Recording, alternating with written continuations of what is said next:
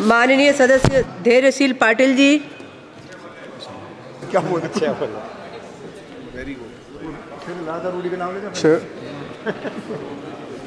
अर्थमंत्र्यांनी विक्रमी 7व्यांदा केंद्रीय अर्थसंकल्प मांडला।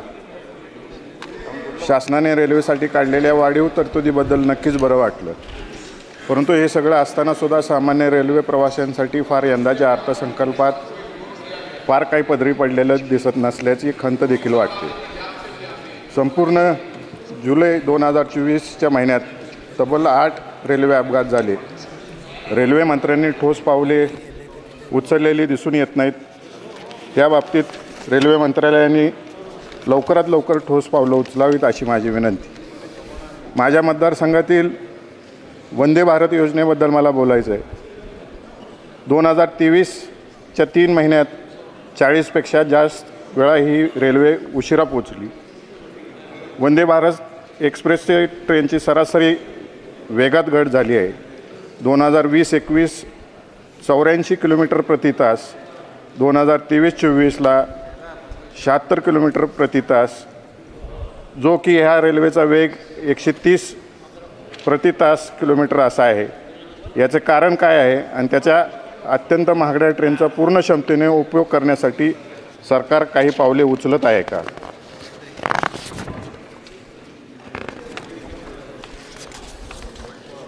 मान्य अध्यक्ष, माझ्या मतदारसंघातील ब्रिटिश काळापासून 110 वर्ष झाले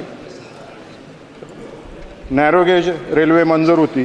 पंढरपूर रेल्वे लोणंद रेल्वे सुरू करण्याचा निर्णय झाला। 1912 साली नॅरोगेजला मंजुरी मिळाली। 1920 साली शेतकऱ्यांची जमीन ताब्यात घेतली।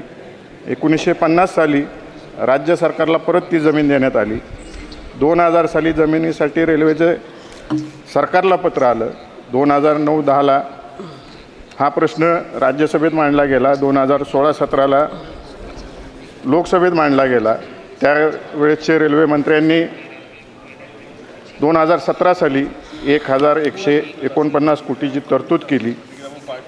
त्याचं 11 जून 2017ला कराड येथे भूमिपूजनही झाले, परंतु अद्याप या रेल्वेसाठी बजेटमध्ये कोणतीही तरतूद करण्यात आलेली नाही आहे।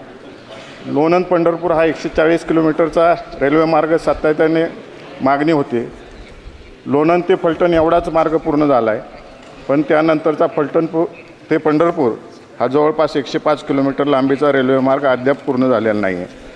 राज्य सरकारने फलटण पंढरपूर रेल्वे मार्ग केंद्र सरकारचे रेल्वे मंत्रालयाकडे पूर्ण करणार असून या प्रकल्पात राज्याचा 50% वाटा उचलणार असंही राज्य सरकारने लेखी दिलेलं आहे। केंद्र सरकारने लवकरात लवकर याला निधी द्यावा। तसंच लोणंद फलटण हा 26 किलोमीटरचा मार्ग आहे। तिथं गेटला कुठलंही मनुष्यबळ नाही आहे, त्यामुळे 26 किलोमीटरचा प्रवास करायला जवळजवळ 80 मिनटं वेळ लागतो।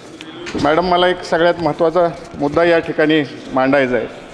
जेऊर चौंडी आष्टी हा मार्ग 2017च्या अर्थसंकल्पात 1560 कोटीची तरतूद करण्यात आली।